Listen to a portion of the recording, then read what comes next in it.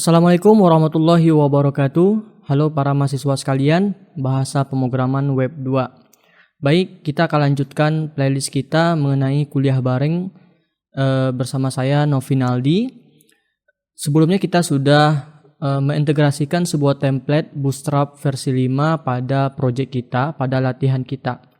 Jadi saya mau jelaskan dulu sebelum kita masuk ke bagian selanjutnya ya. Jadi di antara teman-teman kalian ada template-nya nggak jalan gitu. Ini kalau misalkan seperti ini tampilannya atau tampilan template itu nggak muncul, kalian bisa cek gitu ya. Langkah pertama yang kalian cek itu adalah silakan buka project kalian, itu sesuaikan dengan portnya. Jadi kan yang secara default itu kan portnya 8080. Jadi kalian pastikan dulu samakan portnya yang ada di file folder app ya, kemudian ada filenya app.php gitu ya di dalam folder config. Jadi silakan cek di line 27 di public base URL, itu portnya itu harus sesuai dengan port yang sedang jalan. Nah, jadi silakan disimpan kemudian di refresh. Kalau misalkan sudah portnya itu sudah sama, namun template kita belum sempurna jalannya, maka kalian bisa cek dengan cara klik kanan view page source. Kemudian kalian boleh cek di bagian link di sini. Kemudian pastikan di sini arahnya foldernya itu harus sama. Jadi ada tanda slash seperti ini, kemudian assets, ini CSS dan ini filenya. Jadi kalau kita klik di sini akan muncul sebuah script dari Bootstrap-nya. Begitu juga yang ini, yang JS-nya. Pastikan filenya itu bootstrap bundle gitu ya, .min.js. Jadi kalau misalkan pemanggilan folder kita salah gitu ya, kalau misalkan saya cek di sini, saya buka file main, kemudian S-nya ada yang kurang gitu ya, folder assets, maka tampilannya akan kacau seperti ini. Nah gitu, kalau misalkan saya refresh, saya lihat di bagian CSS di sini, saya klik di sini. Kalau misalkan file not found berarti pemanggilan filenya nggak cocok gitu ya, arah foldernya kemana. Jadi pastikan sesuai dengan folder yang kalian buat di public gitu. Di bagian di sini ya, kalau kalian cek boleh di public di sini. Jadi sesuaikan foldernya ya. Baik teman-teman, para mahasiswa sekalian sudah paham ya. Langkah selanjutnya ada juga nih permasalahannya ketika saya suruh kemarin ketika memasukkan form ke dalam template. Oke, saya akan tunjukkan full mulai dari form ini sampai nanti ke validasinya beserta di bagian data yang terhapus dan edit. Baik para mahasiswa sekalian, silakan ikuti sampai selesai. Yang pertama kita akan coba untuk form tamunya ini kita masukkan ke dalam template. Oke ya.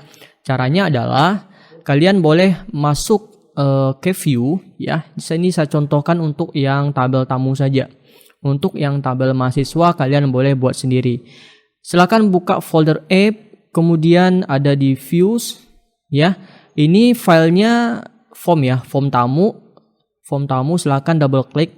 Ini kan awalnya cuma HTML biasa gitu ya. Jadi yang HTML ini kita akan masukkan ke template. Nah, gitu ya. Jadi kita contek saja yang sudah kita buat biasanya di home gitu ya.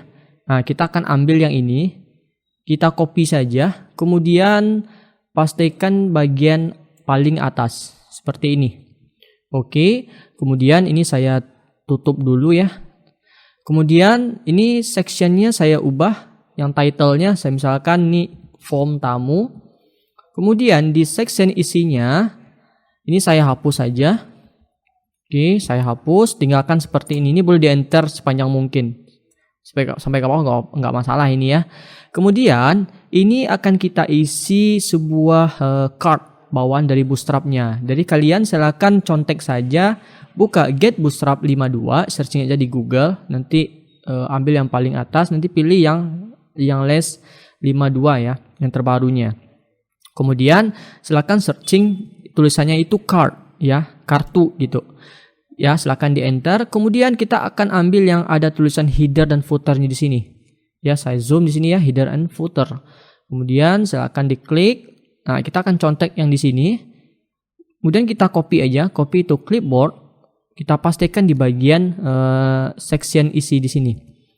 Oke, silakan disimpan. Ingat ya, ini harus dirapikan codingannya. Tekan Alt Shift F atau diklik kanan aja, kemudian format dokumen. Nanti kalau misalkan ada pop-up yang muncul seperti tulisan configure, klik tombol configure tersebut, kemudian kalian pilih Prettier. Oke. Jadi pastikan ya extensionnya sudah terinstall, itu namanya Prettier seperti ini. Ya, Prettier diinstal dulu ya gitu. Oke ya, kita back lagi ke sini. Kemudian kita akan hapus sedikit yang fitur di sini. Ingat ya, kalau kita refresh bagian sini, ini tampil ya. Formnya belum kita tampilkan. Yang bagian fitur di sini kita akan buat sebuah tombol. Jadi tombol tombol kembali kita buatkan di sini, kita tampung di sini. Jadi yang fitur ini kita hapus. Kita scroll ke bawah dulu. Kita tombol kembali ya. Kita ambil tombol kembali. Oh, di sini saya hapus, saya lupa nih. Saya buatnya tombol kembali ya. Button tipe. Kalian kalau misalkan udah ada tombol kembali, silakan di copy saja di sini. Kemudian kalian pastikan di sini. Kemudian tipe button. Di sini saya tambahkan kelas ya, BTN warning. Jadi ingat, template itu yang membuat tampilan kita itu bagus karena ada atribut kelas yang memanggil selektor dari CSS Bootstrap-nya. Ini bawaan di Bootstrap ini, BTN warning. Kemudian warning ini warna kuning ya. Ini saya buat kembali. Saya ganti dengan kembali. Jadi kalau saya reverse di sini hasilnya seperti ini. Oke ya. Kemudian saya buat on click. Sebelumnya kalian udah buat ya. Jadi saya buat aja window. Saya buat aja history ya. History kemudian back. Atau kalian boleh arahkan ke ke data tamu ya. Tamu yang data di sini. Nah, gitu ya. Saya back lagi, saya klik tombol tambah, saya klik di sini, dia kembali ke page sebelumnya. Jadi boleh menggunakan perintah window history back bawaan dari JavaScript. Kemudian di dalam card body ini kita hapus. Nah, gitu ya. Kita hapus, kemudian kita akan buat dulu di sini form open-nya. Oke, kita pastikan dulu di sini. Kemudian form close-nya jangan lupa ya. Ini saya ketik aja lebih cepat. Oke, kemudian session-nya juga. Ini saya lupa penutup PHP-nya. Session-nya silakan di-cut saja seperti ini. Saya cut. Kemudian saya letakkan di sini sebelum send. Nah, oke. Kemudian untuk yang ini kan menggunakan table ya, menggunakan table. Kalau di Bootstrap, formnya itu ada komponennya. Silakan back di sini. Kalian boleh pergi ke menu kiri, yang sidebar kiri ini. Kalian cari yang form. Kemudian kalian ambil yang form control ya, form control. Nah, kita akan contek saja formnya. Kita scroll ke bawah ini yang formnya itu labelnya itu sebelah kiri itu ya. Kita scroll ke bawah. Di mana ya?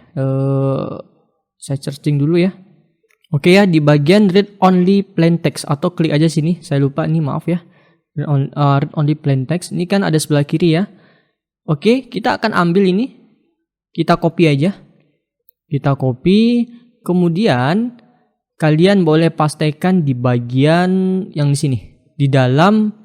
Masih di dalam tag form open. Oke, kita coba. Kita simpan. Jalankan kembali. Hasilnya seperti ini. Oke ya. Ini karena ada form control plain text. Ini saya hapus saja dulu. Oke, read only-nya saya hapus saja. Saya simpan, hasilnya seperti ini. Nah, gitu ya.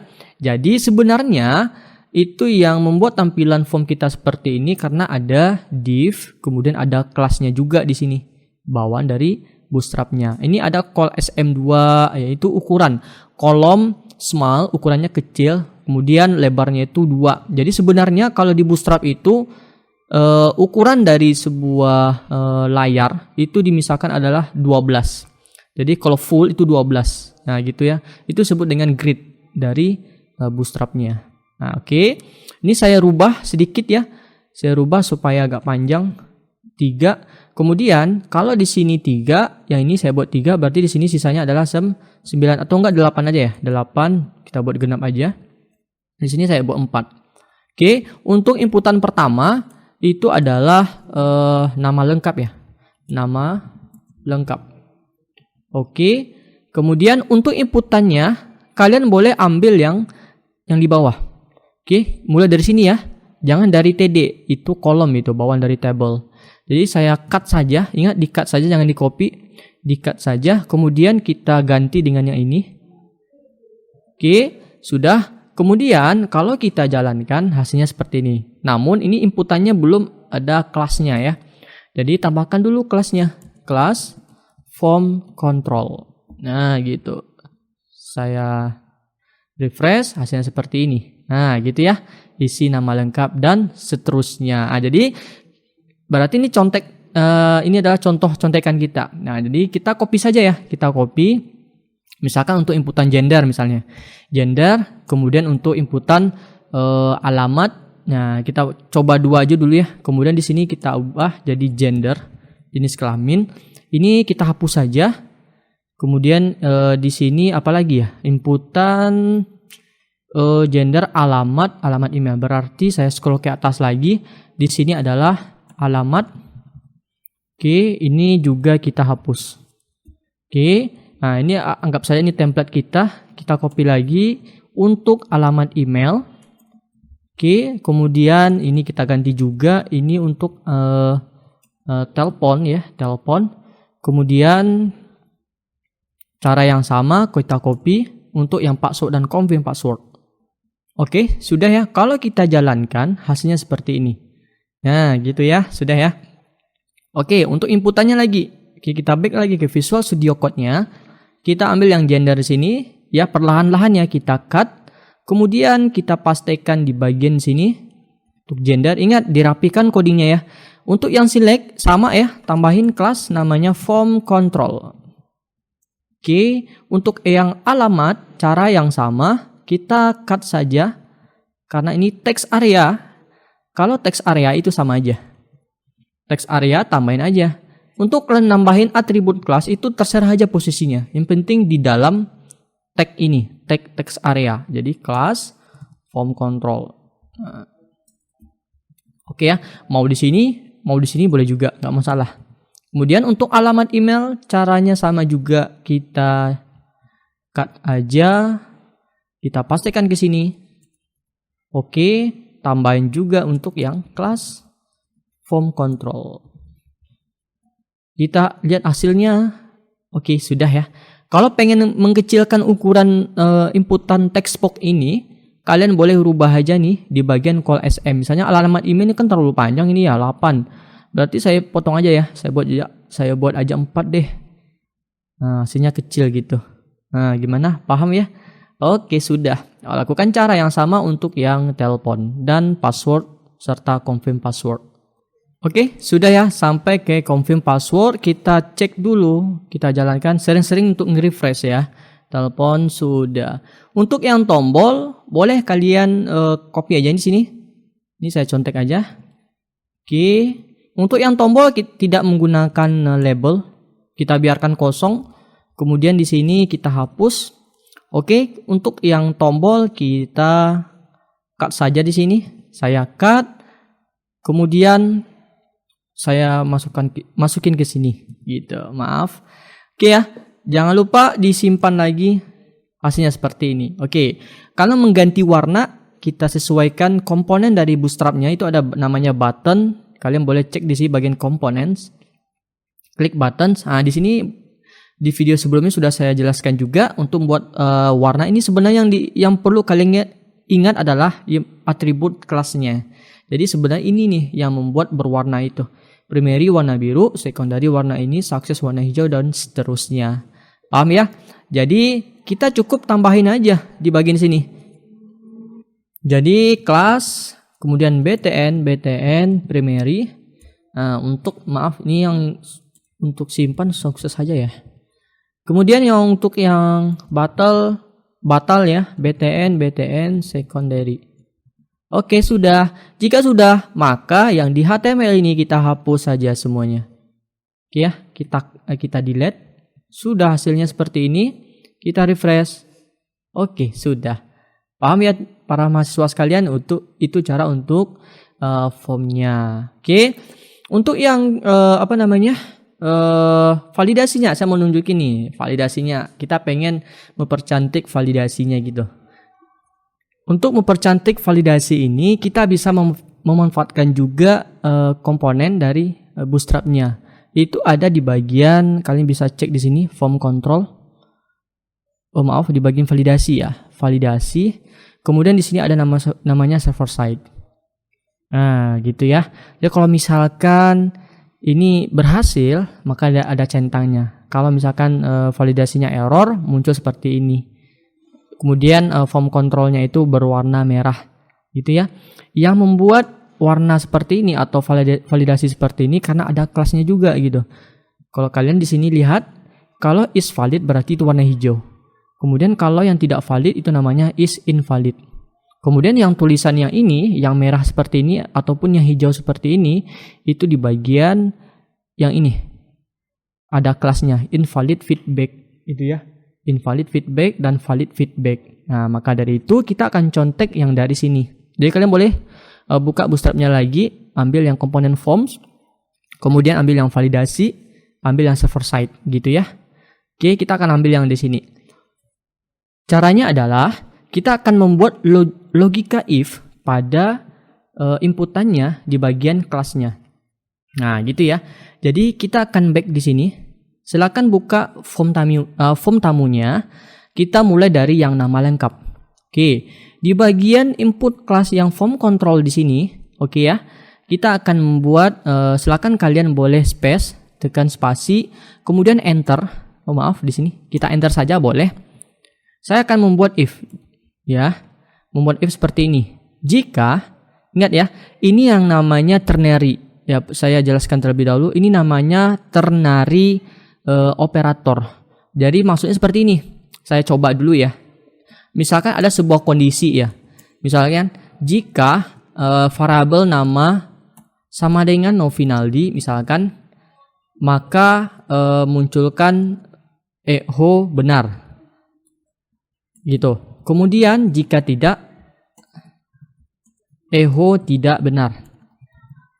Kalau misalkan ada kondisi cuman dua saja, jadi cuman ada if dan else ya, dan tidak ada if else atau tidak ada else if-nya, maka kita bisa mempersingkatnya. Jadi misalkan contoh seperti ini, saya akan membuat variabel nama, kemudian jika variabel nama sama dengan nominaldi, hampir sama ya, maka ditandai dengan tanda tanya, maka benar. Nah gitu. Jika tidak, ditandai dengan titik 2, maka tidak benar. Nah gitu. Jadi sama aja nih fungsi ini dengan yang ini. Jadi kita persingkat. Itu disebut dengan namanya operator ternary. Nah gitu. Oke ya. Ini saya hapus lagi. Ini untuk informasi saja buat kalian semua. Oke. Kemudian saya kembali ke sini. Yang di sini form control di sini ya teman-teman, para mahasiswa sekalian. Saya akan membuat logika if. Nah jika echo, ini echo ya. Ini namanya echo ya. Oke, jika ada sebuah session, ini saya buat dulu kurung biasa. Ada sebuah session. Kemudian saya pilih, saya ambil metode get flash data yang namanya error nama lengkap. Nah gitu. Maka saya tambahin sebuah kelas namanya is invalid. Nah, jika tidak, saya tambahkan is valid. Nah, hasil seperti ini. Jadi jika kalau ada sebuah session error, di sini sama ya, error. Saya samain dengan yang ini. Error nama lengkap. Kemudian Jika ada, tambahin is invalid. Jika tidak, is valid. Nah, gitu. Cara yang sama. Oh ya, di sini metodenya saya buat hash ya. Ganti dengan get flash data ya. Dengan get flash data. Oke. Nanti yang di bawah ya juga. Kalau ada hash, ganti dengan get flash data. Oke, jika sudah. Kalau kita cek dulu. Oke, saya refresh. Nah, ini sebenarnya udah ada nih. Saya kirim, maka dia error. Kalau misalkan terisi, dia ada centang gitu. Nah, gitu ya. Paham ya, teman-teman, para mahasiswa sekalian. Kemudian kalau kita pengen buat tulisannya gimana? Yang merah ini. Kalau misalkan dia ada error, maka kita buat munculkan validasinya. Nah, maka dari itu kalian boleh tambahin di sini. Yang membuat merah di sini itu ada tulisan yang namanya nih div validation server set server username feedback yang ini diambilnya class invalid feedback. Jadi kita copy aja. Ini kita copy di sini. Oke, kita back lagi Visual Studio Code kita. Nah, gitu. Kita akan ganti yang ini. Nah, gitu ya. Kita akan ganti. Oh ya, maaf ya teman-teman. Di sini kita cukup copy aja yang di atas dulu ya. Kita copy aja yang di atas dulu. Kemudian kita ganti yang BR di sini. Oke ya. Hati-hati, kita pastekan. Oke, ini karena ada kutip 2 di dalam kutip 2, ini kita ganti dengan kutip 1. Nah, gitu. Oh ya, untuk atribut ID-nya nggak perlu kita gunakan. Kita cukup pakai kelasnya saja. Di sini kita ganti kutip 1, di sini kutip 1. Oke, berarti di sini penutup span-nya kita ganti dengan penutup div. Oke, sudah nih. Maka kalau kita jalankan, kalau kita buat kosong, hasilnya seperti ini. Lumayan ya, udah bagus nih, udah cantik untuk validasinya. Gimana teman-teman, para mahasiswa sekalian, gimana? Silakan dicoba untuk yang gender. Untuk yang gender boleh juga ya, untuk yang gender berarti tambahin di sini. Nah, gampang aja nih ya. Saya cobain dulu yang satu lagi. Yang gender ini saya enter, saya copy aja di sini. Saya copy saja, kemudian saya pastekan. Berarti di sini error gender ya. Biasa saya copy, saya ganti dengan yang ini. Oke, sudah itu aja. Kemudian yang untuk div-nya saya copy aja, saya ganti dengan yang ini. Jangan lupa yang span penutupnya ganti dengan div. Oke, kita coba jalankan. Sudah terganti dia. Kalau kita pilih enter lagi, dia ada centang. Nah, gitu ya. Sebenarnya harus ada alt di sini ya. Oke teman-teman, gimana para mahasiswa sekalian? Silakan diganti semuanya. Oke, sudah saya ganti semuanya. Kalau kita jalankan kembali, saya kirim, maka hasilnya seperti ini. Oh iya, password tidak boleh kosong, nih masih ada yang salah di sini. Di sini div-nya belum ya. Oke, ini saya contek aja, saya copy. Kalau kita blok, lihat ya, kalau di Visual Studio Code, kalau ada yang sama, maka akan keblok juga. Kalau pengen ngeganti sekaligus, kalian boleh blok aja dulu. Kemudian ada yang kata yang sama, tekan Ctrl D. Nah, gitu ya. Lihat di sini ada pointer kita ngedip 2 kali. Nah, kita bisa tinggal hapus saja. Kita pastikan yang tadi. Nah, dia langsung keganti ya. Oke, saya simpan. Saya cek lagi. Sudah. Nah, gitu ya. Oke, kemudian untuk yang misalkan seperti ini. Saya buat ini. Mailnya gitu, terserah gitu ya. @yahoo.com. Kalau kita kirim, oke, ini nomor telepon sudah ada. Oke, saya buat dulu. Saya kirim dulu. Oh iya, alamat tidak boleh kosong. Saya ganti lagi. Saya kirim. Oke. Nah, ini kan redirectnya ke sini ya, ke domain. Sebenarnya dia harus ingat ya. Kalian arahkan kursor ke tamu, lihat di bagian kiri, sudut kiri di sini. Nanti ada linknya, ya, sudut kiri bawah ada tamu data. Berarti kalian mulai ganti di bagian tamu itu. Silakan buka controller tamu. Oke, kemudian cari function yang namanya send ya untuk nyimpan. Kemudian lihat di redirectnya. Nah, di sini. Jika udah berhasil tersimpan gitu, berarti dia mengarah ke ini namanya domain. Berarti kita boleh arahkan ke tamu data. Gitu ya caranya gitu ya. Oke, kita back lagi ke sini. Jadi saya coba tambahin data lagi. Saya kirim lagi. Oh ya, ini salah, maaf. @gmail.com, kemudian 12345. Saya simpan. Dia mengarah ke sini. Oke, data tamu berhasil ditambahkan. Nah, kita lihat di sini ya. Data tamu berhasil ditambahkan. Berarti kalian jika pengen nambahin sebuah alert untuk mempercantiknya gitu ya, bisa tiru aja di sini, ambil yang alerts. Kita akan ambil yang dismissing di sini. Kita copy. Oke. Nah, kita copy yang ini. Kemudian masuk ke data tamu ya. Tampil data tamu, kita akan ganti session yang di sini. Nah, gitu ya. Session jika ada sebuah pesan, maka first datanya seperti ini. Jadi echo-nya kita ganti seperti ini, teman-teman. Ini saya hapus dulu ya, atau saya komentari aja dulu. Echo, kemudian kutip 1, pastikan yang tadi. Sudah, kemudian yang ini kita ganti yang tulisan ini ya, di luar button ya. Yang sebelum button. Kutip 1 2 kali, kemudian titik.